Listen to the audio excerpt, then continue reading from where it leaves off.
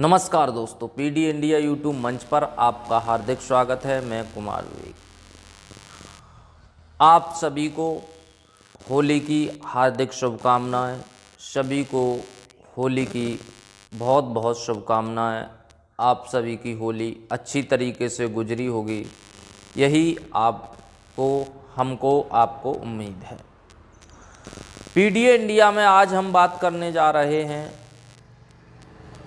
उत्तर प्रदेश ही नहीं, भारत के महानायक, बहुजन समाज के चिंतित, असहाय और वंचितों के हक और अधिकार को दिलाने वाले मान्यवर काशीराम साहब के बारे में। यानी आज 15 मार्च है और 15 मार्च के ही दिन जो बहुजन समाज पार्टी के संस्थापक हैं काशीराम जी का जन्म हुआ था। यानी आज उनकी पूरे देश के अंदर जयंती मनाई जा रही है। चाहे वो बहुजन समाज पार्टी हो, समाजवादी पार्टी हो, आज़ाद समाज पार्टी हो, जो पार्टियां हैं वो आज काशीराम का जो है जन्मोत्सव मना रही हैं और उनके विचारों को जन जन तक पहुंचाने का प्रयास कर रही हैं। आज हम काशीराम के जीवन परिचय के बारे में कुछ बताने जा रहे हैं कि काशीराम ने किस तरीके से समाज के अंदर संघर्ष किया और डॉक्टर भीमराव अंबेडकर ने जिस तरीके से संविधान दिया, उसके बाद काशीराम ने क्या क्या समाज के लिए योगदान दिया। यानी छोटे अंबेडकर जिनको कहा जाता है काशीराम को, क्योंकि दलितों के बहुत ही चिंतित और कार्य करने वाले योद्धा माने जाते हैं काशीराम जी। आज काशीराम की जन्म दिवस है, यानी आज उनकी जयंती है। इस मौके पर हम आपसे बात करने जा रहे हैं उनके कुछ यादगार पल और समाज के लिए उन्होंने किए गए उनके कार्यों के बारे में आज हम आपको बताने जा रहे हैं। काशीराम का जन्म 15 मार्च 1934 को पृथ्वीपुर बुंगा ग्राम में हुआ था। यानी पृथ्वीपुर बुंगा, खबसपुर, रूपनगर जिला पंजाब में हुआ था। यानी पंजाब के जिला रूपनगर में काशीराम जी का जन्म हुआ था और इनकी मृत्यु जो है 9 अक्टूबर 1906 में 72 वर्ष की उम्र में नई दिल्ली में हुई थी। यानी 1934 में काशीराम जी का जन्म हुआ पंजाब के अंदर। पंजाब के एक छोटे से गांव में इनका जन्म हुआ। उसके बाद इन्होंने दलितों के लिए बड़े काम किए।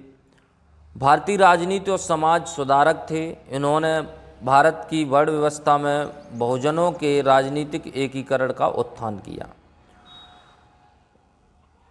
दलित शोषित संघर्ष समिति यानी DSSS 1971 में अखिल भारतीय पिछड़ा और अल्पसंख्यक समुदाय के कर्मचारी महासंघ बामसेफ और 1984 में बहुजन समाज पार्टी की स्थापना की। तो इन्होंने पिछड़ों, दलितों, अल्पसंख्यक, आदिवासियों के लिए बहुत ही काम किया। इसकी वजह से ये चर्चा में आए। इनका शुरुआती जीवन जो है बहुत अच्छा रहा। इन्होंने मायावती को भी बड़ा नेता बनाया, इन्हीं की देन है। एक टीचर से उठाकर इन्होंने मायावती को जो है मुख्यमंत्री तक पहुंचा दिया। इन्हें कई बार राष्ट्रपति बनने का मौका मिला, लेकिन इन्होंने त्याग दिया। तो काशीराम साहब की शुरुआती जो शिक्षा है वो इनके पंजाब में ही हुई। उसके बाद इन्होंने महाराष्ट्र के पुणे में एक अनुसंधान केंद्र में शिक्षा ग्रहण की, जहां इनकी मुलाकात डॉक्टर BR अम्बेडकर से हुई।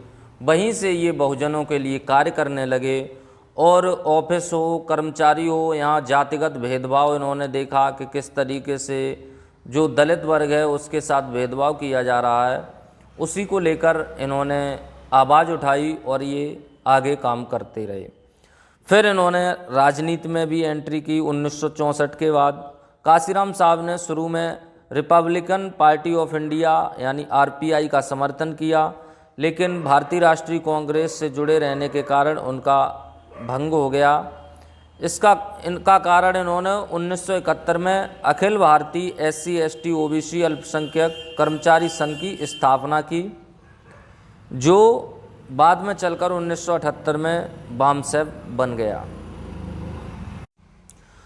तो इन्होंने DSS या DS4 के नाम से दलित संगठन भी बनाया। इन्होंने दलित वोट को इकट्ठा करने की अपनी कोशिश शुरू की। 1984 में इन्होंने बहुजन समाज पार्टी की स्थापना की। उन्होंने अपना पहला चुनाव 1984 में छत्तीसगढ़ की जांगीर चांपा सीट से लड़ा।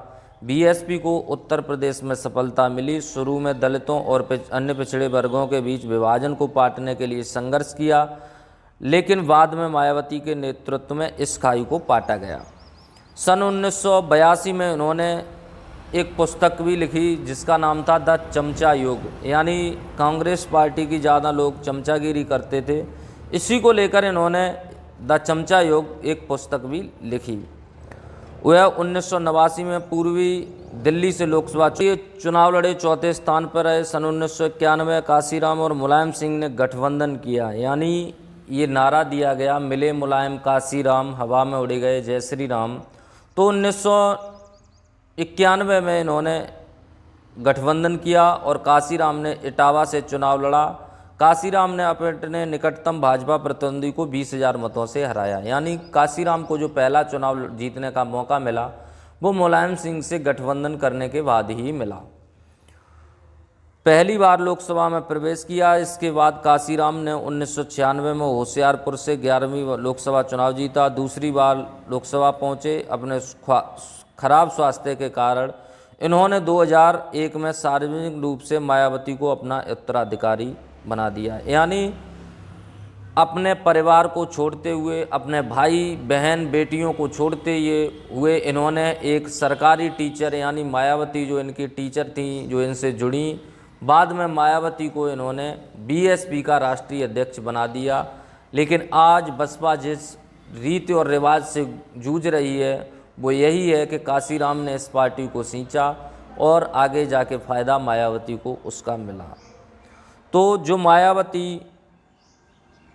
मायावती को जो मुख्यमंत्री बनने का मौका मिला वो काशीराम साहब की देन थी, और जो काशीराम करके गए बसपा के लिए, दलितों के लिए, वो मायावती नहीं कर सकी। और मायावती ने जो 25 सालों में नहीं कर पाई वो काशीराम 2 साल में कर गए, यानी अपने परिवार को छोड़कर मायावती को पार्टी का राष्ट्रीय अध्यक्ष बनाकर चले गए। इन्होंने बाद में, जहां अंबेडकर ने बुद्ध धर्म की दीक्षा ली थी, बाद में इन्होंने भी वहां जाकर बुद्ध धर्म की दीक्षा ली और बुद्ध धर्म का, जहां पर डॉक्टर BR अम्बेडकर ने बौद्ध धर्म की दीक्षा ली थी, वहीं पर इन्होंने भी लास्ट में जब इनका समय आया तो इन्होंने 2002 में बुद्ध धर्म की दीक्षा ली और अम्बेडकर के धर्म परिवर्तन की 50वीं वर्षगांठ के मौके पर इन्होंने बौद्ध धर्म को ग्रहण किया। यानी जब अम्बेडकर ने बौद्ध धर्म अपनाया था उसके 50 वर्ष जब पूरे हुए तो इन्होंने भी उसी वर्षगांठ पर बौद्ध धर्म अपना लिया और इन्होंने कहा कि सभी लोग पूर्ण बहुमत की सरकार बनने के बाद जितने भी बहुजन लोग हैं वो बौद्ध धर्म को अपनाएं।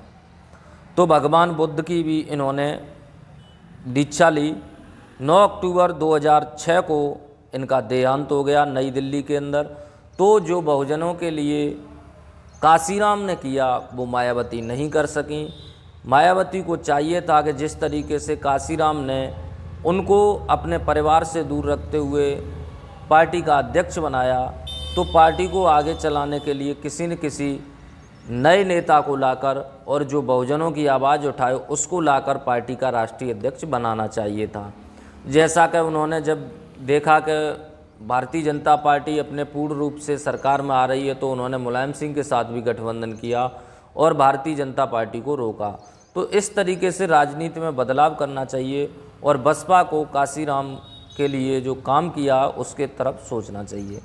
आपको क्या लगता है BSP और काशीराम के बारे में, आप क्या सोचते हैं कमेंट में ज़रूर बताएं। चैनल पर नए हैं तो चैनल को सब्सक्राइब करें। वीडियो अच्छी लगी तो वीडियो को एक लाइक ज़रूर करें। धन्यवाद।